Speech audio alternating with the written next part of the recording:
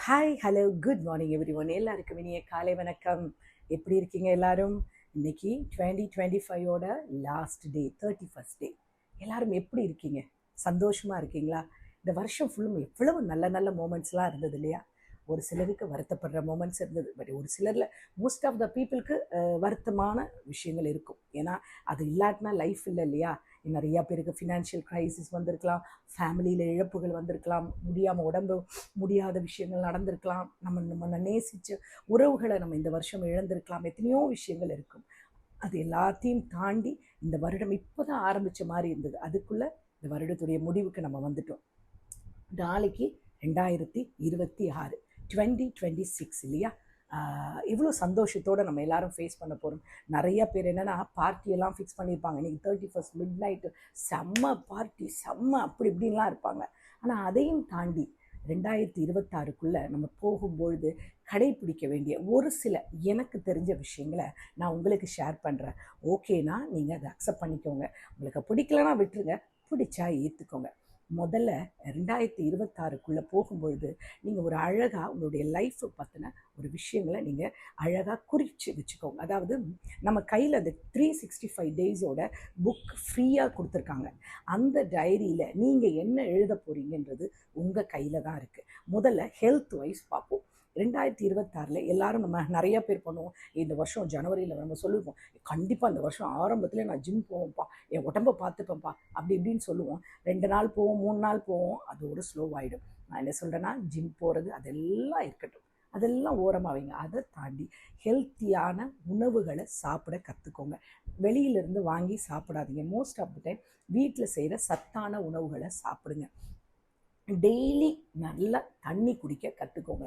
உடலுக்கு வேண்டியது நல்லது வாட்டர் இது இருக்கணும். ரொம்ப நிறைய தண்ணிகள், ஒரு நாளைக்கு குறைஞ்சது 2லேருந்து 3 லிட்டர் வரைக்கும் தண்ணி குடிங்க. அதுக்கப்புறம் உங்களுக்கு ஒரு மாதிரி மன சோர்வாலாம் இருக்குதுன்னா யோகா ஆர் ஏதாவது ஒரு எக்ஸசைஸ் கற்றுக்கோங்க.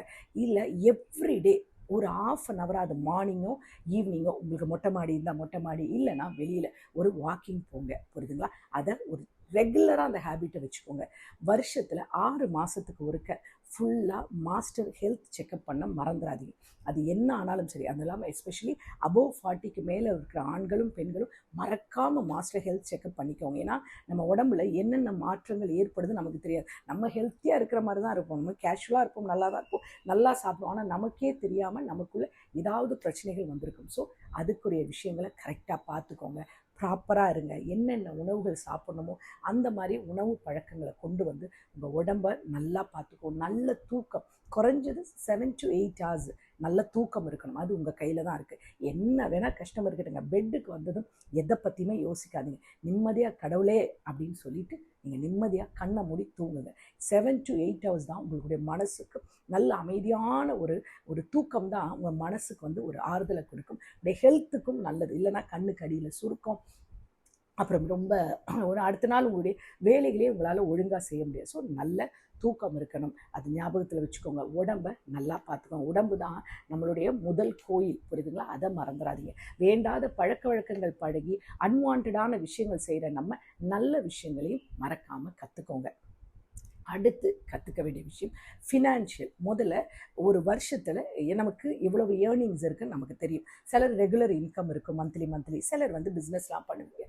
நீங்கள் என்ன இன்கம் இருந்தாலும் அதை ஒரு பிளான் பண்ணிக்கோங்க. 50% அமௌண்ட் வந்து என்னென்னா நம்மளுடைய கடன், அந்த மாதிரி உள்ள தேவைகளுக்கு.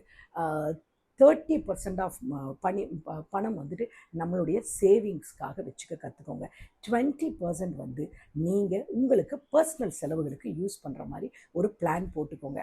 நிறைய குடும்பத்தில் இருக்க பெண்கள் எவ்வளோனா, சில பேர்லாம் பார்த்தீங்கன்னா கணவர் காசு கொடுத்தா கூட தேவையில்லாத பொருட்கள் ஆன்லைனில் ஏதோ ஒரு ட்ரெஸ்ஸு அது இதுன்னு ஏதாவது ஒன்று வாங்கி காசு செலவழிச்சிட்டே இருப்பாங்க. அவங்களுக்கே தெரியாது. கடைசியில் நீங்கள் ஒரு ஒரு ஒரு ஒரு இயர் எண்டில் அதை கால்குலேட் பண்ணி பார்த்தீங்கன்னா கிட்டத்தட்ட பல ஆயிரங்களை தாண்டி போயிருக்கும். ஸோ ரொம்ப கவனமாக அந்த மாதிரி காசுகளை கணவர் கொடுக்கணும். அது சிறு சிறு தொகையாக இருந்தாலும் சேர்த்து வைக்க மறந்துடாதீங்க. அதை சேமிப்பு பழக்கத்தை கண்டிப்பாக வச்சுக்கோங்க. முடிஞ்சால் உங்கள் அருகாமையில் ஏதாவது நம்பிக்கையான ஜுவல்லரி ஷாப்ஸ் இருக்குது, அதாவது நகை கடைகள் இருக்குன்னா அங்கே வந்து இந்த மாதிரி சிட்டு போடுற மாதிரி வச்சுருப்பாங்க. அதாவது நீங்கள் எவ்ரி மந்த் வந்து இப்போ உங்கள் கையில் ஒரு 1000 ரூபா இருக்குன்னா எவ்ரி மந்த் நீங்கள் அந்த 1000 ரூபா அந்த நகை சீட்டில் போட்டிங்கன்னா வருஷ எண்டில் உங்களுக்கு ஏதாவது ஒரு தங்க பொருள் வாங்கிக்கலாம், இல்லை வெள்ளி பொருள் ஏதோ ஒன்று வாங்கிக்கலாம். அது உங்களை அறியாமல் உங்களுக்குள்ள ஒரு சேமிப்பாக இருக்கும்.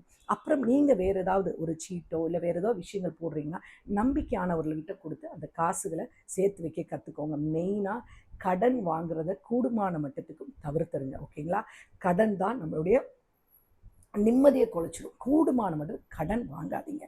புரியுதா? ஏன்னா நம்ம இந்த சிறு சேமிப்பு பழக்கம் இருந்ததுன்னா இந்த கடன் வாங்குறது நமக்கு கம்மியாயிடும். அது உங்கள் கையில் தான் இருக்குது. அதுக்கப்புறம் முக்கியமான விஷயம் என்னென்னா, மெயினாக நம்ம பண்ண வேண்டிய ஒரு விஷயம் என்னென்னா, இந்த டிஜிட்டல் டீடாக்ஸ். புரியுதா உங்களுக்கு என்ன நான் சொல்கிறேன்னு? சோஷியல் மீடியாவில் டைம் ஸ்பெண்ட் பண்ணுற விஷயத்த மோஸ்ட்லி அவாய்ட் பண்ணுங்கள்.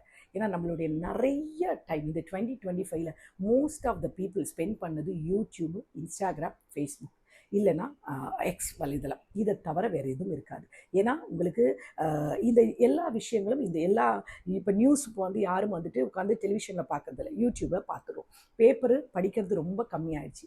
அதுவும் யூடியூப்பில் நமக்கு காது வழியாக கேட்குறோம், படமாக பார்க்குறோம்னு சொல்லிட்டு எல்லா விஷயங்களும் இந்த மாதிரி வலைதளங்களில் சோஷியல் மீடியாவில் பார்க்குறோம். அதை தயவு செஞ்சு அவாய்ட் பண்ணுங்கள், டீடாக்ஸ் பண்ணுங்கள், அளவோடு பாருங்கள். எந்த ஒரு காரியத்தையும் அளவோடு செய்யுங்க, அளவுக்கு அதிகமாக செய்யாதீங்க.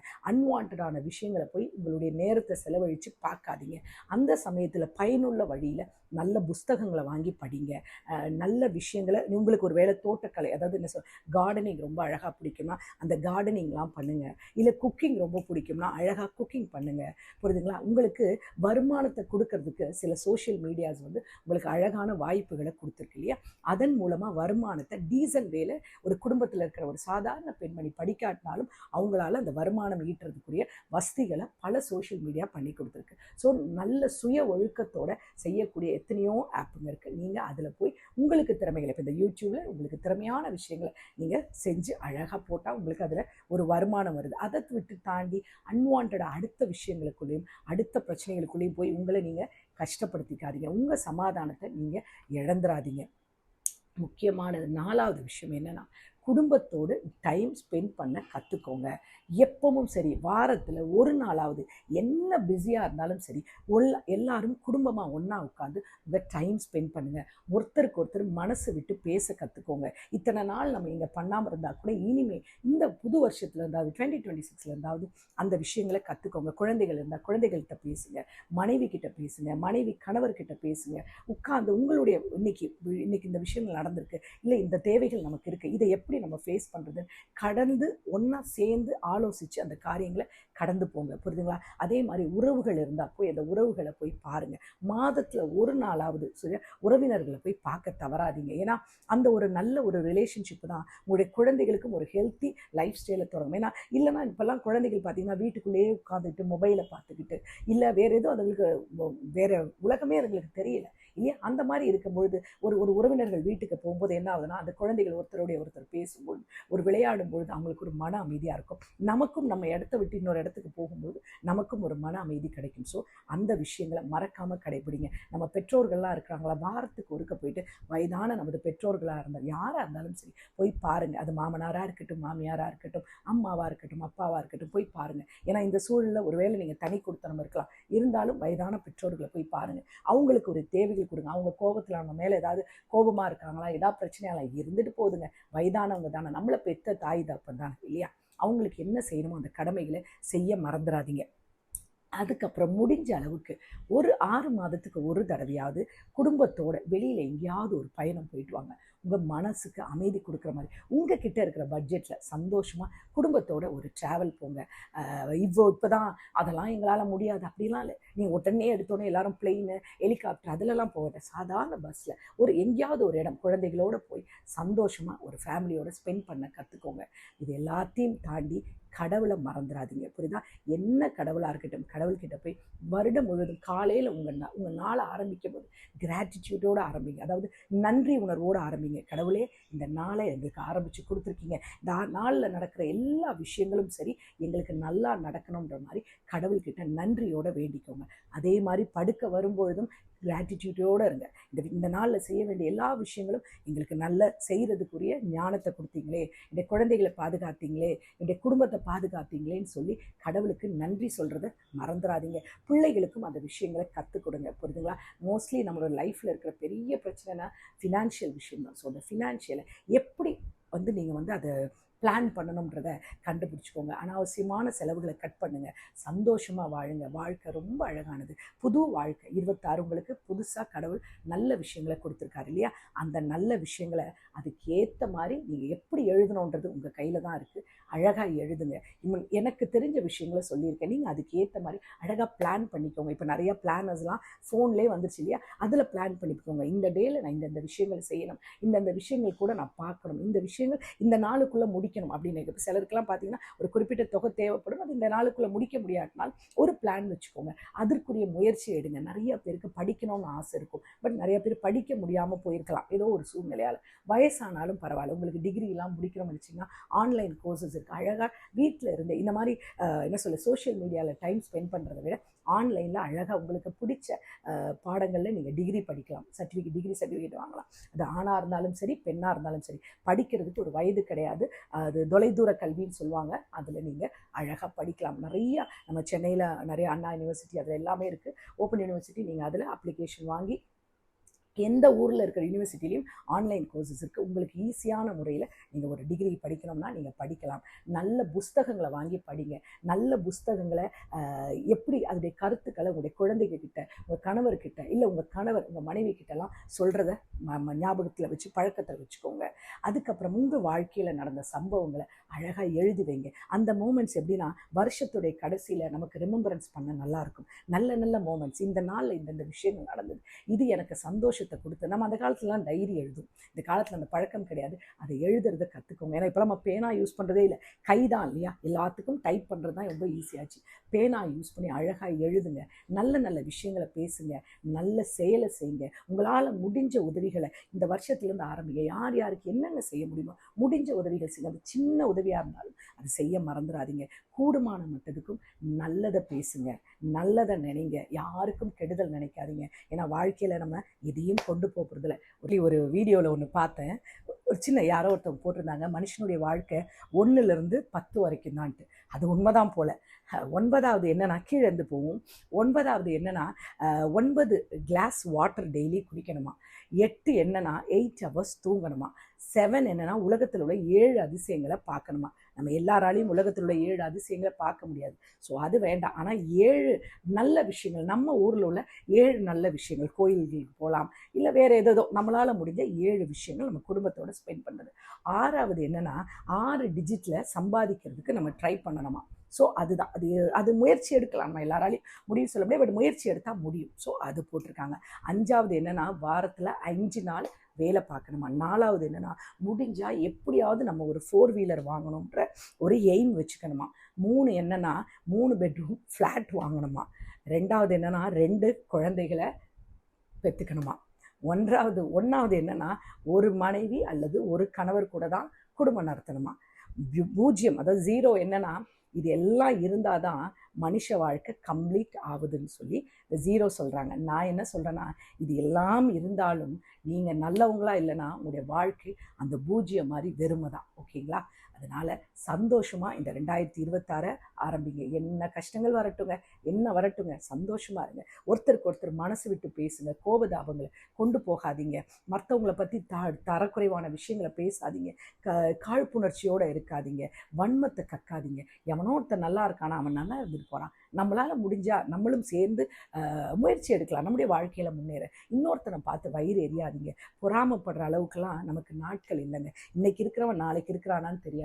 ஸோ அதை மனசில் வச்சுட்டு வாழ்க்கையை சந்தோஷமாக கொண்டு போங்க.